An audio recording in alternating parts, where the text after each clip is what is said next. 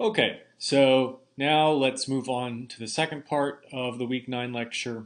So we've just, in the previous part, excuse me, looked at an argument on the basis, or the problem of evil argument. So an argument against the existence of a very particular conception of God on the basis of the existence of evil, where evil might mean the sort of bad actions of people, or it might be the sort of things like natural disasters, whatever. We weren't specific in this instance. So what we're going to look at now is called the free will defense to the problem of evil.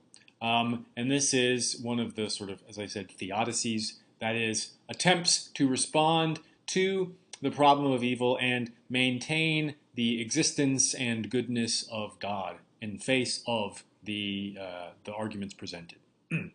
So you'll see we start off in this argument with a familiar description of God. So God is omnipotent, omniscient, and morally perfect. Again, morally perfect and omnibenevolent I've sort of used interchangeably in this context. So now we move on. Premise 2, if God is morally perfect, then if it is impossible to secure a great good without permitting great evil, God will not desire to eliminate that evil. So that's not a typo. There are two there's two if-then statements which are sort of nested together there. So that makes premise 2 a little bit complicated. Premise 3, free will in created beings is a great good or is a necessary precondition for great goods. Premise 4, it is impossible to secure the existence of free will in created beings without permitting evil to exist. Conclusion 1.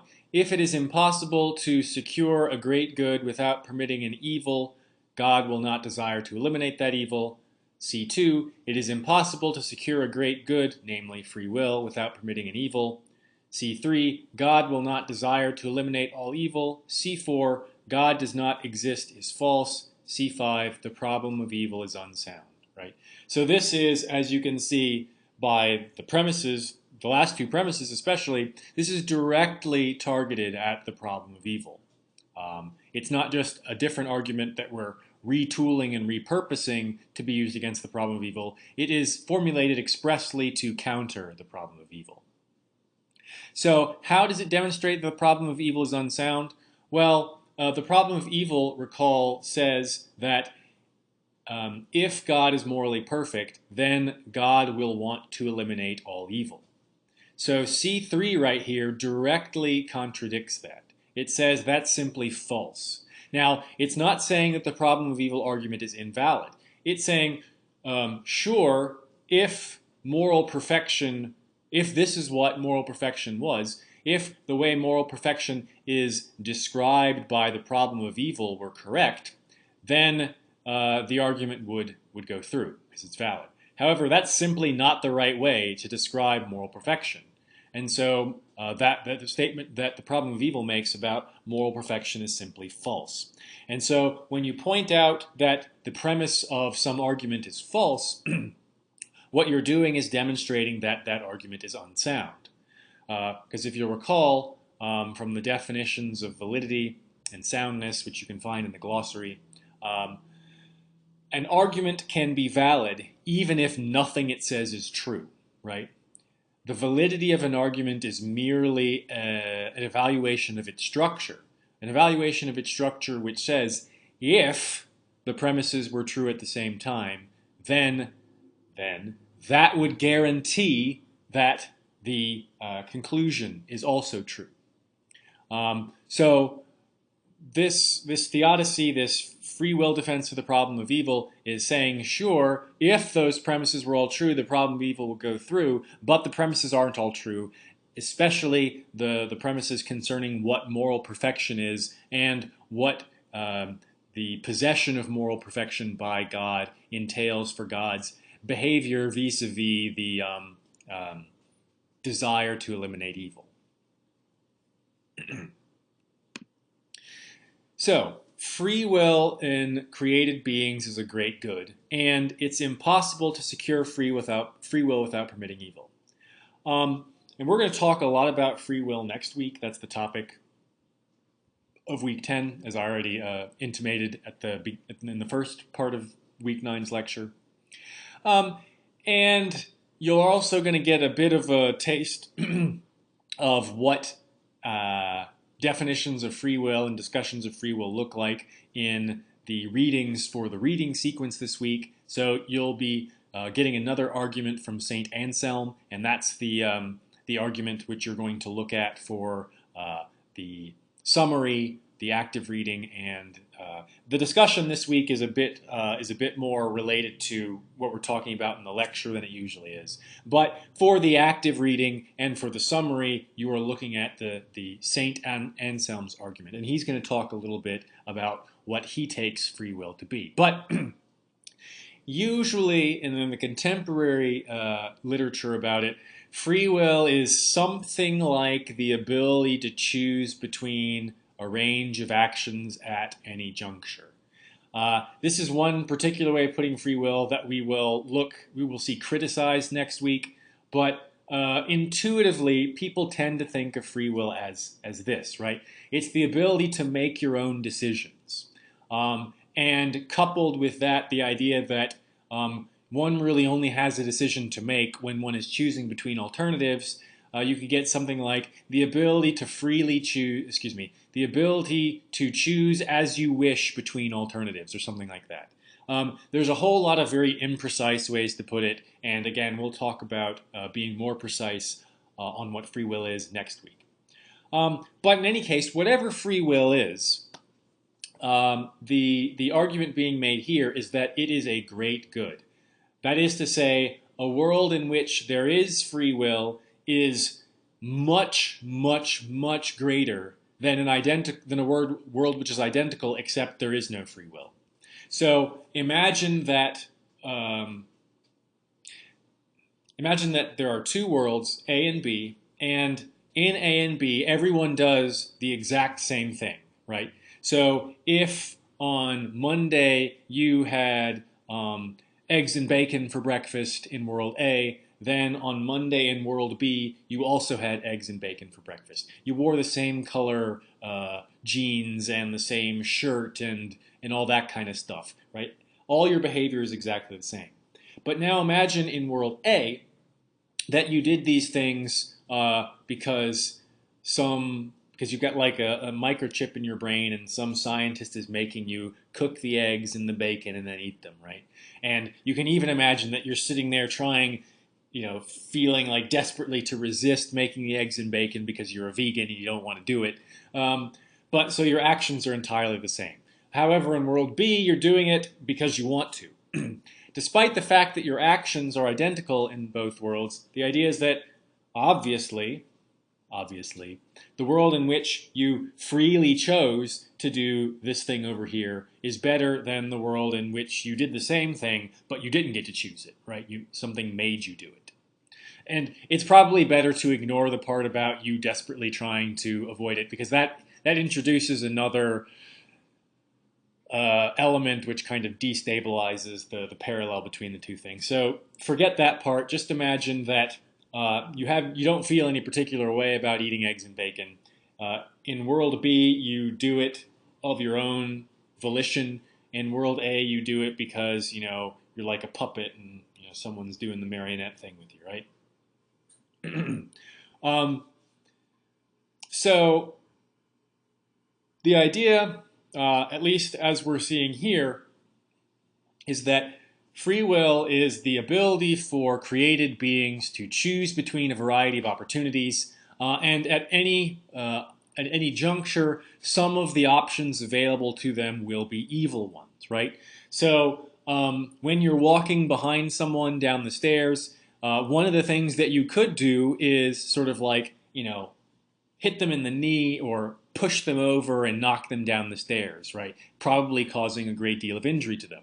That is one of the things that you could choose to do. It is an evil thing, right? Doing it on purpose in order to harm them for, funsies, right? That's bad. Don't do that. It's evil, but you could do it. And you could do it because you are free to choose to do that, right? Whatever that means. Now, the idea here is that the possibility of that kind of choice is a sort of I mean, in some way unfortunate, an unavoidable cost of giving us the ability to freely choose to do good things instead, right? So when someone is kind of like they've dropped their umbrella in the road, and there's a car speeding towards them, which isn't really paying attention, and they're not paying attention because they're leaning over to get the umbrella. You have the option to either stand there and do nothing while they get hit by the car, or the option to sort of, pull them out of the road and save them. Now, the idea is that if you had no choice, if the only thing that you could do was pull them out of the road and save them, sure, that would be good, but it's better that you do it because you want to. That's the kind of idea here. So, in order to make it so that people can do good things and want to do those good things in some way that makes sense, we have to also allow that they could instead not do those good things and instead do bad things because they want to do the bad things. So the idea is that inevitably, if free will exists, then the beings with free will have or will in the future will have chosen or will in the future choose evil actions. It is unavoidable. It's going to happen. But that's kind of the price you pay. That's the idea here. And it's a good price to pay. It's better that we pay that price than we have a world in which everyone does things through some sort of like external control. They have no option. They've been made in such a way that they can only choose one sort of thing. That would be a worse world, according to this argument. So then the question is, so that's what the argument is saying. Is free will a good, great enough that the evil it entails is worth it? And here we basically have a conflict of intuitions. So it depends on what you think about how tolerable the evil that exists in the world is. So obviously, the free will defense must be focusing on particularly evil actions. It's not focusing on things like natural evil, right? There's no choice, when the weather is, as it were, deciding what to do. I don't sit here and think, well, I can choose the weather between, nice, calm, comfortable weather or, horrible tornadoes, and I choose tornadoes, right? That's not what's happening. The weather sort of goes on its own. So we have to be talking here about evil actions. So again, it's a matter of intuitions. If you thought that all that's relevant to the goodness of a world is the amount of happiness in that world, that would be a very sort of utilitarian, hedonist way of looking at it. All that matters is this sort of these numbers. Then you might not care about free will, right? If two worlds are equal in the amount of happiness, it doesn't matter how it got there, right? So people who doubt the value of freedom, who doubt the value of autonomy, tend to focus on a sort of consequentialist type of evaluation where there's a good result that you're looking for, and it doesn't matter how you get the result. On the other hand, if you don't think that it's the amount of happiness in the world that makes the world good or bad, or that's not the only determining factor, then you might think that sort of the negative consequences in terms of like badness and pain, which are brought about by the existence of freedom, are counterbalanced somehow. So there's not really a solid answer that you can give here. It's a matter of putting forward an intuition and sort of arguing what ramifications that intuition has generally for evaluating goodness and badness, rightness and wrongness. So remember, I've just said that this free will defense of the problem of evil, even if it succeeds in demonstrating that free will is worth the cost, it may not actually establish its conclusion. And remember, its conclusion is that the problem of evil is unsound because God does not exist is false. it may not prove that because, as I've already said, natural evil has nothing to do with free will. Or at least it doesn't have to have anything to do with free will. So let's lay aside for a moment any considerations that evil or bad or heedless human actions have led to, albeit indirectly, an increase of certain types of destructive natural disasters. And let's ignore things like building in risk-prone areas, right? So building right near the shore, that's a high-risk prone area. That's why you pay higher insurance premium when you build on the beach, because hurricanes come along and wipe all that kind of stuff out. Let's ignore that kind of thing and just imagine someone minding their own business in the middle of nowhere, not in a high-risk area, and then one day, out of a freak of nature, a tornado comes down out of the clear blue sky and just destroys their house and, doesn't kill them, but let's say it maims them, right? Think of the worst kind of situation possible. So they live the rest of their life kind of miserably, and they have to scrape by and all that simply because a tornado one day came out of nowhere and destroyed their life, right? That's what we're thinking of when we're thinking of natural evil. That has nothing to do with the person's actions. We can even assume that this person, was as morally perfect as a person can be, right? Tornadoes don't care about that kind of stuff. As the saying goes, the rain falls on the just and the unjust alike, right? So nature is inconsiderate of people's moral status, and so sometimes someone can be a perfectly good person, and then nature nature destroys their life anyway, right? That's what we're looking at here.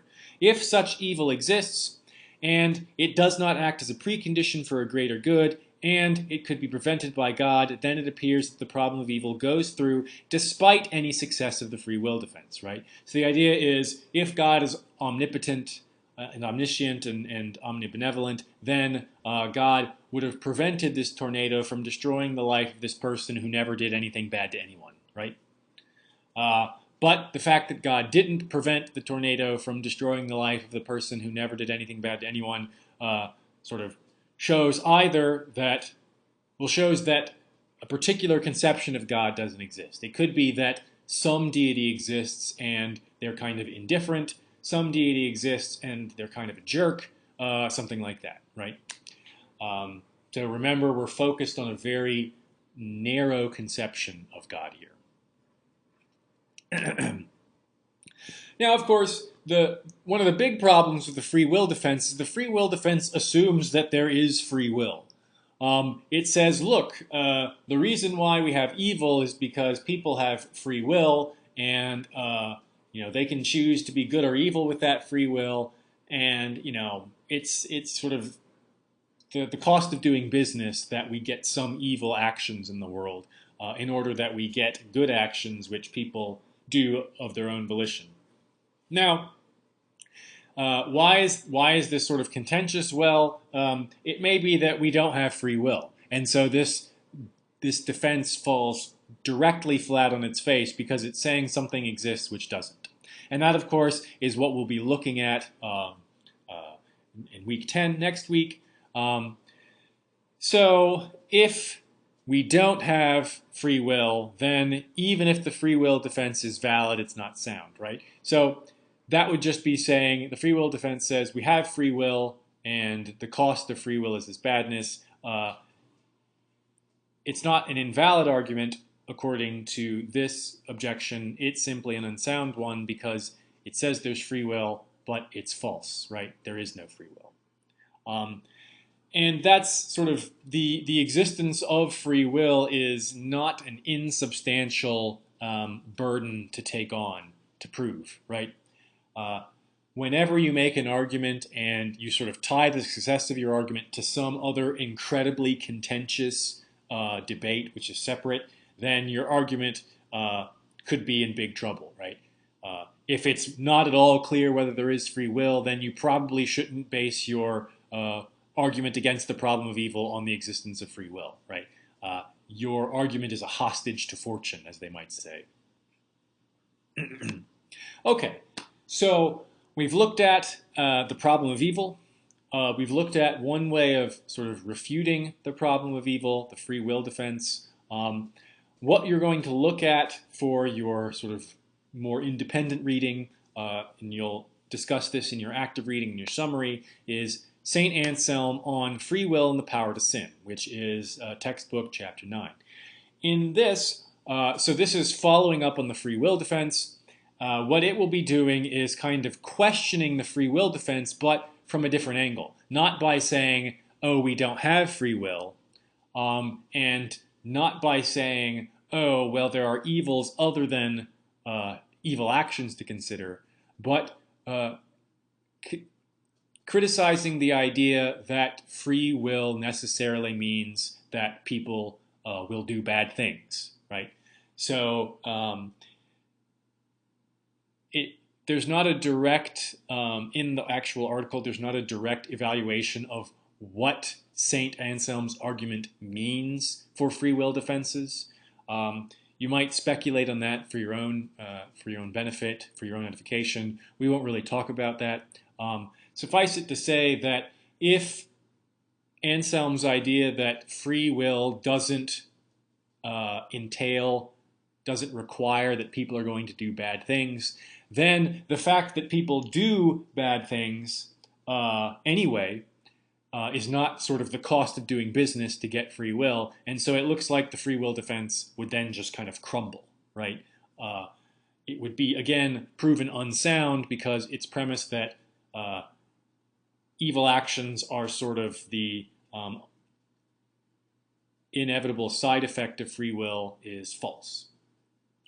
So hopefully you find this this topic quite interesting. Free will and sort of the problem of evil are one of those perennial philosophical topics that everyone kind of gets to on their own, right? You never have to take a philosophy class. It's just something that if you had a late night discussion with somebody, you might have eventually stumbled onto this because it's kind of a general concern, right? Why is there evil in the world? What does that mean sort of more broadly for the existence of purpose or, guiding intelligence in the world if there is this evil?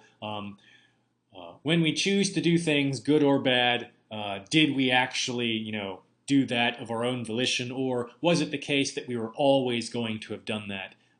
That's kind of a question that everyone comes to, almost everyone at least comes to at some point. So hopefully this will help sharpen your own beliefs about this, maybe change your mind about how you thought about this. In any case, sort of stimulate your thoughts and conversation about it.